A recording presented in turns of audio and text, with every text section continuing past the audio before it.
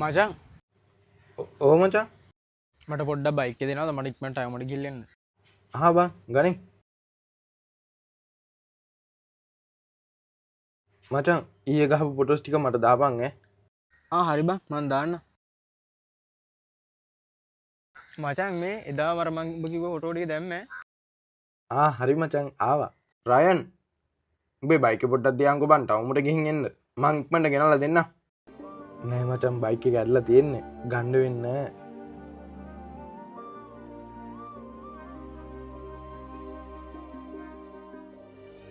මචං ඔබ බයික් එක තියෙනවද? මචං උඹෙන් දෙයක් අහන්න. හැබැයි වැරදි විදිහට හිතන්න එපා. මචං කියපන්. මං උඹෙන් බයික් ඉල්ලද්දි උඹ පොඩ්ඩක්වත් හිතන්නේ නැතුව බයික් එක දුන්නා. හැබැයි මහේෂ් ඉල්ලද්දි ඇයි උඹ බයික් එක කැඩලා කිව්වේ? මහේෂ් මාව ආශ්‍රය කරන්නේ වාසියට විතරයි. ඒත් උඹ කිසි දෙයක් බලාපොරොත්තු වෙන්නේ නැතුව මගෙත් එක්ක ඉන්නේ. ඌ වෙනයි උඹ වෙනයි මචං.